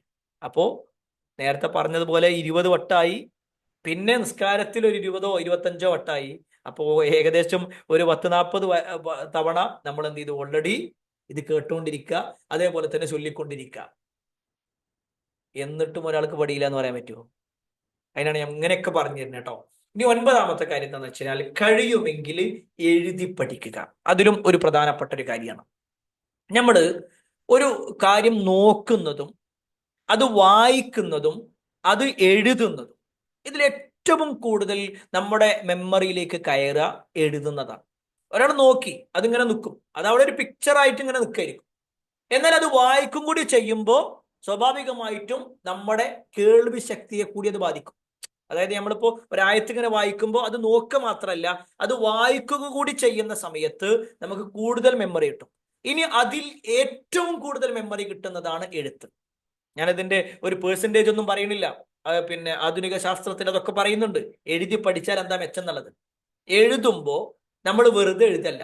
ഉദാഹരണം പറഞ്ഞു കഴിഞ്ഞാൽ ദാലിക്കൽ കിതാബു എന്ന് എഴുതുകയാണെങ്കിൽ ദാ എന്നുണ്ട് എഴുതി, ഞാൻ അവിടെ വായിക്കണം, അൽ കിതാബ്, ദാലിക്കൽ കിതാബ്, അല്ലെ? അപ്പൊ ശരിക്കും എന്ത് ചെയ്തു, ഒന്ന് ഞാൻ അവിടെ നോക്കുന്നുണ്ട്, ഞാൻ അവിടെ വായിക്കുന്നുണ്ട്, ഞാൻ അവിടെ എഴുതി, അത് വീണ്ടും വീണ്ടും നോക്കുന്നുണ്ട്. അപ്പോ ഒരുപാട് തവണ എന്ത് ചെയ്യുന്നുണ്ട്, ആ എഴുത്തിലൂടെ നമ്മുടെ മെമ്മറിയിലേക്ക് അത് ഇങ്ങനെ കയറിക്കൊണ്ടിരിക്കുന്നുണ്ട്. അപ്പൊ അതുകൊണ്ടാണ് മുൻഗാമികൾ പറഞ്ഞത് നിങ്ങൾ കഴിയുമെങ്കിൽ എഴുതി പഠിക്കുക എന്നുള്ളത്. അത് കഴിയുമെങ്കിൽ എന്നുള്ള നിലയ്ക്ക് തന്നെയാണ് പറയുന്നത്. അത് താല്പര്യമുള്ള ആളുകൾ അങ്ങനെ ചെയ്യുകയാണെങ്കിൽ ഒന്നുകൂടി എളുപ്പമാകും. അല്ല, ഒന്നിനും താല്പര്യമില്ലാത്ത ആൾക്കാർ പിന്നെ ഇതിനിരിക്കൂലല്ലോ. ഏതായിരുന്നാലും ആ കാര്യം ചെയ്യാം. ഇനി 10ാമത്തെ കാര്യം എന്താണെന്ന് വെച്ച് കഴിഞ്ഞാൽ, തുടർച്ച നഷ്ടപ്പെടുത്താതിരിക്കുക. ഞാൻ ഈ വിഷയം പഠിക്കാൻ വേണ്ടിയിട്ട് ഒട്ടുമിക്ക സൈറ്റുകൾ നോക്കിയപ്പോഴും അതേപോലെ പണ്ഡിതന്മാരുടെ ക്ലാസ് കേട്ടപ്പോഴും ഒക്കെ ഉള്ള ഒരു കാര്യതാണ് തുടർച്ച നഷ്ടപ്പെടുത്താതിരിക്കുക. എങ്ങനെ പറഞ്ഞു കഴിഞ്ഞാല്, ചില ആൾക്കാർ ആവേശം മൂത്തിട്ടുണ്ട് കയറും, എന്നിട്ട് 5 ആയത്ത് പഠിച്ചു, 7 ആയത്തൊക്കെ പഠിച്ചു. പിന്നെ എനിക്ക് ചെറിയൊരു തടസ്സമുണ്ട്. ഞാന് ഒരു 2 ആഴ്ച ഒരു ചെറിയൊരു ബിസിയാണ്. അപ്പൊ 2 ആഴ്ച ഞാൻ ലീവായിരിക്കും. 2 ആഴ്ച കഴിഞ്ഞിട്ട് ഞാൻ എന്ത് ചെയ്യാം, ചേരാം. ഒരാഴ്ച കഴിഞ്ഞു, രണ്ടാഴ്ച കഴിഞ്ഞു, മൂന്നാഴ്ച കഴിഞ്ഞു, നാലാമത്തെ ആഴ്ച കഴിഞ്ഞു, 5 കഴിഞ്ഞു, 6 കഴിഞ്ഞു, 2 മാസം കഴിഞ്ഞു, 3 മാസം കഴിഞ്ഞു. അപ്പോഴാണ് ഏതോ ഒരു പ്രസംഗം കേട്ടിട്ട് ഖുറാൻ, അല്ലാ, ഞാൻ അന്ന് ഖുറാൻ പഠിക്കാൻ വിചാരിച്ചിരുന്നായിരുന്നു. ഞാൻ തുടങ്ങാണ് എന്തായാലും. ആദ്യത്തെ ഒരു 7 ആയത്ത് ഞാൻ ഒന്നും കൂടി ചൊല്ലിയേക്കട്ടെ. കിട്ടൂല, കിട്ടൂല. കാരണം എന്താ? ആ തുടർച്ചയ്ക്ക് എന്നോ പോയിക്കണ്. പിന്നെ വീണ്ടും ആദ്യം മുതൽ തുടങ്ങും. നമ്മളെ കേരളക്കാർക്ക് പരിചയമുള്ള ഒരു നാരായണത്വ ഭ്രാന്തന്റെ കഥ ഉണ്ട് അല്ലെ? അങ്ങനെ കൊണ്ടുപോവുക, എന്നിട്ട് അവിടെ കൊണ്ടേ താഴത്തേക്കിടുക. ഇതേപോലെയാണ് ചില ആൾക്കാർ. ഒരു പല കോഴ്സിനും ഇങ്ങനെ ഉന്തിത്തള്ളി ഉന്തിത്തള്ളി ഓരോ ആയത്തും ഓടിക്ക് എത്തിക്കും. എന്നിട്ടൊരു 10 ആയത്തോ 20 ആയത്തോ എത്തുമ്പോഴേക്കും എന്ത് ചെയ്യും? ഒറ്റ തള്ളല, ഞാൻ ഇനി കുറച്ച് ദിവസത്തിനില്ല, ലീവ് എടുക്കുകയാണ്, ഇന്ന തിരക്കിലാണ്. അങ്ങനെ നമ്മൾ ആ ഒരു തുടർച്ച നഷ്ടപ്പെടുത്തിയ പ്രിയപ്പെട്ടവരെ, നഷ്ടം നിങ്ങൾക്ക് മാത്രമാണ്. നിങ്ങൾ ആ തുടർച്ച നഷ്ടപ്പെടുന്നതിലൂടെ നിങ്ങൾക്ക് തോന്നുന്നുണ്ടോ നിങ്ങൾക്ക് വീണ്ടും പെട്ടെന്ന് ഇതേപോലെ തുടർച്ചയായിട്ട് കൊണ്ടുപോകാൻ പറ്റുന്നു? നമ്മൾ ആ തുടർച്ച നിന്ന് കഴിഞ്ഞാൽ, ആ ഒരു ഫ്ലോ അങ്ങോട്ട് പോയി കഴിഞ്ഞാൽ, പിന്നെ വീണ്ടും ഇതിലേക്ക് ട്രാക്കിലേക്ക് കയറുക എന്നുള്ളത് കുറച്ച് ബുദ്ധിമുട്ടുള്ള കാര്യമാണ്. അപ്പൊ അതുകൊണ്ട് തന്നെ ഒട്ടുമിക്ക ആളുകളും എണ്ണി പറഞ്ഞൊരു കാര്യമാണ്, നമ്മുടെ തുടർച്ച നഷ്ടപ്പെടുത്തുന്ന രൂപത്തിലുള്ള ഒരു ബ്ലോക്കിംഗ്, ഒരു സ്റ്റോപ്പിംഗ് അതുണ്ടാവരുത്. അതിൻ്റെ ആ ഒരവസ്ഥ ഉണ്ടാകാൻ പാടില്ല. അത് കണ്ടിന്യൂ ആയിട്ട് പോകണം, ഒരു കണ്ടിന്യൂഷൻ ഉണ്ടാവണം ഇതിൽ. അല്ല എങ്കിൽ എന്ത് ചെയ്യുന്നു വെച്ച് കഴിഞ്ഞാൽ, നിങ്ങൾ എന്ത് പഠിച്ചിട്ട് ആരുടെ മുന്നിൽ പോയിരുന്നിട്ടും കാര്യമില്ല. മിശാലി റാഷിദ് നിങ്ങൾക്ക് പറഞ്ഞാലും, അല്ലെങ്കിൽ മക്കത്തിന്റെയും മദീനത്തിന്റെയും ഇമാമായിട്ടുള്ള ഇമാമുൽ ഹറമൈൻ എന്ന പേരിൽ അറിയപ്പെടുന്ന ഇമാം സുദൈസ്, അദ്ദേഹം വന്നിട്ട് നിങ്ങൾ ഖുറാൻ ക്ലാസ് എടുത്തിട്ട് വന്നിട്ട് ഒരു കാര്യമില്ല. നിങ്ങൾ 2 ദിവസം ഇങ്ങനെ പോയിരിക്കും, പിന്നെ 4 ദിവസം ലീവായിരിക്കും, പിന്നെ 2 ദിവസം പോയിരിക്കും, പിന്നെ 10 ദിവസം ലീവായിരിക്കും. എന്നിട്ട് പറയാ എന്താ? എനിക്ക് പഠിയണില്ല. പഠിയൂല ഇല യൗമിൽ ഖിയാമ. ഖിയാമത്ത് നാൾ വരെ നമുക്ക് പഠിയൂല. ഞാനിത് ഒരു ആക്ഷേപത്തിന്റെ വാക്കായിട്ട് പറയല്ല കേട്ടോ. നമ്മുടെ ഒരു തുടർച്ച എന്നുള്ളത്, അപ്പൊ നമുക്ക് ഈ പറഞ്ഞ കുറേ കാരണങ്ങളുണ്ട്. അതാ ഞാൻ തുടക്കത്തിലേ പറഞ്ഞേ. സൽക്കാരം കാരണമാണ്, രോഗം കാരണമാണ്, കല്യാണം കാരണമാണ്, പ്രോഗ്രാം കാരണമാണ്, യാത്ര കാരണമാണ്, മക്കളുടെ അസുഖം കാരണമാണ്. ഇതൊക്കെ കാരണമാണ്, ഇല്ലാന്ന് ഞാൻ പറഞ്ഞിട്ടില്ല. പക്ഷേ ആ കാരണങ്ങളൊക്കെ ഉണ്ടാകുമ്പോൾ തന്നെ, കാരണങ്ങൾ ഉണ്ടായിട്ടും ആ കാരണങ്ങളൊക്കെ മാനേജ് ചെയ്തുകൊണ്ട് ഇതിന് സാഹചര്യം ഉണ്ടാക്കുക. അതാണ് നമ്മുടെ 3-ാമത്തെ പോയിന്റ് തന്നെ പറഞ്ഞു അല്ലെ? ആ ഒരു നിലക്ക് എന്ത് ചെയ്യണം? നമ്മൾ റെഡി ആവണം. അല്ലെങ്കിൽ എന്ത് ചെയ്യുന്ന വെച്ചാൽ നിങ്ങൾ ഇതിൽ മുന്നോട്ട് പോകുന്നതിൽ കാര്യമില്ല. ഓക്കെ. 11-ാമത്തെ കാര്യം എന്താന്ന് വെച്ചാൽ, നമ്മൾ പിന്നെ ഈ ഹിഫ്ള് പഠിയാതിരിക്കാനും പഠിഞ്ഞത് മറന്നു പോകാനുള്ളൊരു കാരണം എന്താണെന്നറിയോ? തെറ്റുകൾ വർദ്ധിക്കുക എന്നുള്ളതാണ്. മഹാനായ ഇമാം ഷാഫിയുടെ ഒരു ചരിത്രം ഞാൻ പറഞ്ഞിട്ടുണ്ടായിരുന്നു. ഇമാം ഷാഫി റഹ്മത്തുള്ളാഹി അലൈഹി, അദ്ദേഹത്തിന്റെ ഉസ്താദായിട്ടുള്ള ഇമാം മാലിക്കിന്റെ അടുത്ത് വന്നിട്ട് ദീനിയായ കാര്യങ്ങളൊക്കെ ഇമാം മാലിക് ചോദിക്കുമ്പോൾ, ശിഷ്യനായിട്ടുള്ള പിന്നെ ഇമാം ഷാഫി റഹ്മത്തുള്ളാഹി അലൈഹി അതിനിങ്ങനെ മറുപടി കൊടുക്കുമ്പോൾ, ഇമാം മാലിക് കൊടുക്കുന്ന ഒരു ഉപദേശമുണ്ട്. ഇമാം മാലിക് റഹ്മത്തുള്ളാഹി അലൈഹി തന്റെ ശിഷ്യനായ ഇമാം ഷാഫി റഹ്മത്തുള്ളാഹി അലൈഹി കൊടുക്കുന്ന ഉപദേശം എന്താണെന്നറിയോ? നിനക്ക് അള്ളാഹു നൽകിയ വലിയൊരു കഴിവാണ് ഈ മെമ്മറി, പിന്നെ പെട്ടെന്ന് മനഃപ്പാടമാക്കാനുള്ള കഴിവ്. തെറ്റുകൾ ചെയ്ത് അതിനെ നീ ഇല്ലാതാക്കല്ലേ. അതായത് ഒരാളുടെ മെമ്മറി കുറയുന്നതിന്റെ അടയാളം തിന്മകൾ വർദ്ധിക്കുക, തെറ്റുകൾ വർദ്ധിക്കുക എന്നുള്ളതാണ്. അപ്പൊ അത് നമ്മൾ എന്ത് ചെയ്യണം എന്ന് വെച്ച് കഴിഞ്ഞാൽ, അത്തരത്തിലുള്ള തെറ്റുകൾ നിന്നൊക്കെ എന്ത് ചെയ്യുക? നമ്മൾ വിട്ടു നിൽക്കുക. എന്തെങ്കിലുമൊക്കെ ജീവിതത്തിൽ പറ്റിപ്പോയിട്ടുണ്ടെങ്കിൽ അള്ളാഹു സുബ്ഹാനഹു വ തആല നമുക്കെല്ലാം പുറത്തു മാപ്പാക്കി തെരുമാറാവട്ടെ. അതിൽ ആത്മാർത്ഥമായിട്ട് എന്ത് ചെയ്യുക? നമ്മൾ തൗബ ചെയ്യുകയും തെറ്റുകളിൽ നിന്ന് പൂർണ്ണമായി വിട്ടു നിൽക്കുകയും ചെയ്യാം. ഇനി 12-ാമത്തെ കാര്യം എന്താണെന്നറിയോ? നമുക്ക് ലഭിക്കാനിരിക്കുന്ന നേട്ടങ്ങൾ എപ്പോഴും ഓർമ്മിക്കുക. ദുനിയാവിന്റെ നേട്ടങ്ങളല്ല, നമ്മുടെ മനസ്സിൽ ഇങ്ങനെ ഉണ്ടാവണം. ഖുർആൻ ഇങ്ങനെ കാണുമ്പോഴേക്കും നമ്മുടെ മനസ്സിൽ, റബ്ബേ, നാളെ പരലോകത്ത് ഇങ്ങനെ ആ ഖുർആൻ എനിക്ക് വേണ്ടി ഇങ്ങനെ സംസാരിക്കും. ഖുർആൻ ഇങ്ങനെ ഷോക്കേസിൽ ഇങ്ങനെ വെക്കണോ, അല്ലെങ്കിൽ അലമാരയിൽ കാണുമ്പോൾ അത് അവിടെ നിൽക്കല്ല, അവിടുന്ന് വേഗം എടുക്കും. എന്നിട്ട് നമ്മൾ ഇങ്ങനെ ഓതാൻ തുടങ്ങും. കാരണം എന്താ? ഞാൻ ഇവിടുന്ന് മനഃപ്പാടമാക്കിയാലാണ് അവിടുന്ന് എനിക്കിങ്ങനെ കയറി കയറി പോകാൻ പറ്റുള്ളൂ. സ്വർഗത്തിലൊക്കെ നമ്മൾ പഠിച്ചിട്ടുണ്ട്, ആ ഒരു ഹദീസ് പഠിച്ചിട്ടുണ്ട്. നാളെ പരലോകത്ത് എത്തിക്കഴിഞ്ഞാൽ ചില ആളുകളോട് പറയും, നീ വായിക്ക്, വറത്തിൽ കമാ തുറത്തിൽ ഫി ദുനിയ, നീ ദുനിയാവിൽ ഖുർആൻ ഓതിയതുപോലെ ഓത് എന്ന് പറയും.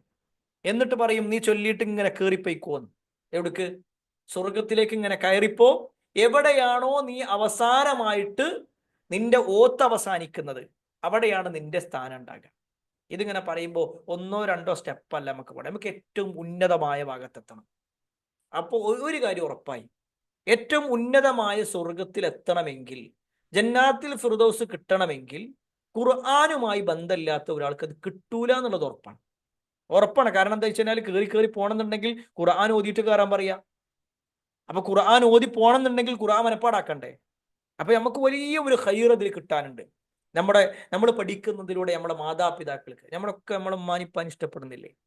ഒരുപാട് ഇഷ്ടപ്പെടുന്നുണ്ട്. അള്ളാഹു നമ്മുടെ മാതാപിതാക്കൾക്കെല്ലാം സ്വർഗം നൽകുമാറാവട്ടെ. അവരോടൊപ്പം സ്വർഗത്തിലെത്താനുള്ള തൗഫീഖ് അള്ളാഹു നമുക്ക് നൽകുമാറാവട്ടെ. നമ്മുടെ ഉമ്മാക്കും ഉപ്പാക്കും നമ്മൾ ഈ ദുനിയാവിൽ കുറേ കാര്യങ്ങൾ ചെയ്തു കൊടുത്തിട്ടുണ്ട് അല്ലെ?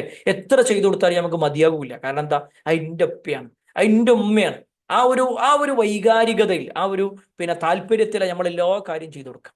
എന്നാൽ ഈ ദുനിയാവിലുള്ളതിനേക്കാൾ നമ്മളെ ഉമ്മാനെങ്ങനെ വിളിച്ചിരുത്തിയിട്ട്, നമ്മളെ വാപ്പാനെങ്ങനെ അള്ള വിളിച്ചിരുത്തിയിട്ട്, നമ്മളെ വാപ്പാന്റെ നെറുകയിൽ ഇങ്ങനെ ആ ഒരു കിരീടം അങ്ങനെ അണിയിക്കണ ഒരു രംഗമല്ലേ, അത് നമ്മളൊന്നിങ്ങനെ ആലോചിച്ച് നോക്കി കാണി. അല്ല, ഇവിടെ ഈ ദുനിയാവില് നമ്മളൊരു ഒരു ഏതോ ഒരു കോഴ്സിന് പഠിച്ചിട്ട് അവിടുന്ന് നമുക്കൊരു സർട്ടിഫിക്കറ്റും അതേപോലെ തന്നെ തലയിലിടാൻ ഒരു തൊപ്പിയൊക്കെ തരുമ്പോ, ഒരു പക്ഷേ ഇന്നെ നോക്കി വളർത്തിയത് എന്റെ വാപ്പയാണ്, എന്റെ വാപ്പാനെ കൂടി ഞാൻ സ്റ്റേജിലേക്ക് വിളിക്കട്ടെ എന്നൊക്കെ പറഞ്ഞ് നമ്മൾ ആ ഒരു ഒരു ചെറിയ ഒരു തൊപ്പി വെക്കുമ്പോ തന്നെ വാപ്പാന്റെ കണ്ണെന്നാണ് അല്ലെ? എന്നാ നിങ്ങളൊന്ന് ആലോചിച്ച് നോക്കിക്കാണി, നാളെ പരലോകത്ത് നമ്മളാരും അല്ല വിളിക്കുക, അല്ലേ വിളിക്കുക നമ്മളെ വാപ്പാനെ. നമ്മളെ ഉമ്മാനെ വാപ്പാനെ അല്ലേ വിളിക്കുക. എന്നിട്ട് ഓർക്ക് ഇങ്ങനെ കൊടുക്കും. നമ്മളെ ഉമ്മാന്റെ വാപ്പാന്റെ ഒക്കെ തലയിൽ ഇങ്ങനെ ആ സൂര്യനെ പോലെ തിളങ്ങിക്കൊണ്ടിരിക്കുന്ന ആ ഒരു കിരീടം കൊടുത്ത്, ഉടയാടകൾ കൊടുത്ത് അവരെങ്ങനെ അള്ളാഹു സൽക്കരിക്കുന്ന രംഗം, അത് ഉമ്മാക്കും ഉപ്പാക്കും കിട്ടുമ്പോ ഒരെത്ര സന്തോഷിക്കും. ഇനി അത് ഉമ്മാക്കും ഉപ്പാക്കും മാത്രാണോ? നമ്മൾ പഠിച്ചോണ്ട് നമ്മുടെ ഉമ്മാക്കും ഉപ്പാക്കും അത്ര ഉണ്ടെങ്കിൽ പിന്നെ പഠിച്ച നമുക്ക് പഠിച്ചോൻ എത്ര തരും? അങ്ങനെ നമുക്ക് ഉറക്കം വരുമ്പോഴേ, ഖുർആൻ എടുക്കുമ്പോൾ ഉറക്കം വരുന്നുണ്ടെങ്കിൽ, ഖുർആൻ എടുക്കുമ്പോ, ഖുർആൻ ഓതുമ്പോ കോട്ടുവ വരുന്നുണ്ടെങ്കിൽ, ഈ നേട്ടങ്ങൾ ഇങ്ങനെ ആലോചിച്ചോളി. അത് ഉറങ്ങിയിരുന്നാൽ കിട്ടൂല, അത് കോട്ടുവ ഇട്ടാ കിട്ടൂല.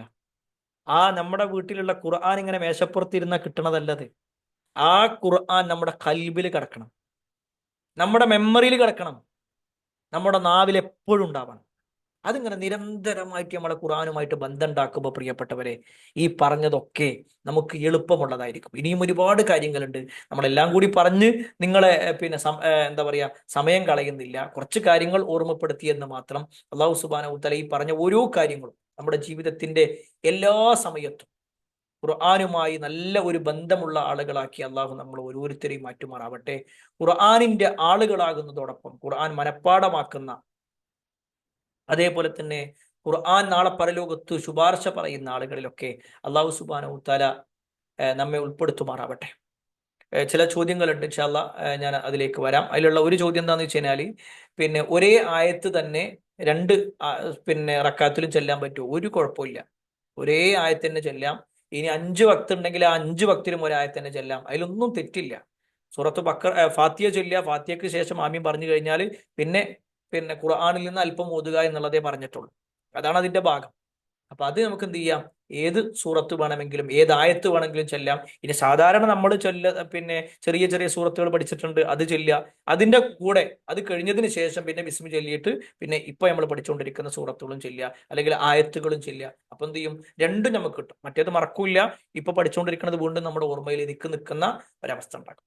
അപ്പൊ ഏതായിരുന്നാലും ഈ പറഞ്ഞ കാര്യങ്ങളൊക്കെ നമ്മൾ എന്ത് ചെയ്യുക, വളരെ ശ്രദ്ധയോടുകൂടി തന്നെ മുന്നോട്ട് പോകുക. അള്ളാഹു സുബ്ഹാനഹു വ തആല എല്ലാം നമുക്ക് വളരെ എളുപ്പമാക്കി തരുമാറാവട്ടെ. അള്ളാഹുവിനെ ഇഷ്ടപ്പെട്ടുകൊണ്ട് അവന്റെ നിയമങ്ങൾ പാലിച്ചുകൊണ്ട് ജീവിക്കുന്ന ആളുകളിൽ അള്ളാഹു നമ്മെ വരും ഉൾപ്പെടുത്തുമാറാവട്ടെ. നമ്മുടെ മാതാപിതാക്കളെ നാളെ പരലോകത്ത് അള്ളാഹു ആനയിച്ച് അവർക്ക് ഈ സ്വർണത്തിന്റെ കിരീടം നൽകുന്ന ആളുകളിൽ അള്ളാഹു നമ്മുടെ മാതാപിതാക്കളെ ഉൾപ്പെടുത്തുമാറാവട്ടെ. നമ്മളെയും ഉൾപ്പെടുത്തുമാറാവട്ടെ. നമ്മുടെ മക്കളെയും അള്ളാഹു ഖുർആനുമായിട്ട് നല്ല ബന്ധമുള്ള മക്കളാക്കി മാറ്റുമാറാവട്ടെ. നമ്മുടെ മക്കൾ മുഖേനയും നമുക്ക് അള്ളാഹു അതിന്റെ പ്രതിഫലം നൽകുമാറാവട്ടെ. കുടുംബത്തോടൊപ്പം സ്വർഗത്തിലേക്ക് എത്തുന്ന മഹാഭാഗ്യവാന്മാരിൽ അള്ളാഹു നമ്മെ ഇവരെയും ഉൾപ്പെടുത്തുമാറാവട്ടെ. വആഖിറു ദഅവാനാ അൽഹംദുലില്ലാഹി റബ്ബിൽ ആലമീൻ. അസ്സലാമു അലൈക്കും വറഹ്മത്തുള്ളാഹി വബറകാതുഹു. സുബ്ഹാനകല്ലാഹുമ്മ വബിഹംദിക അഷ്ഹദു അൻ ലാ ഇലാഹ ഇല്ലാ അൻത അസ്തഗ്ഫിറുക വഅതൂബു ഇലൈക്.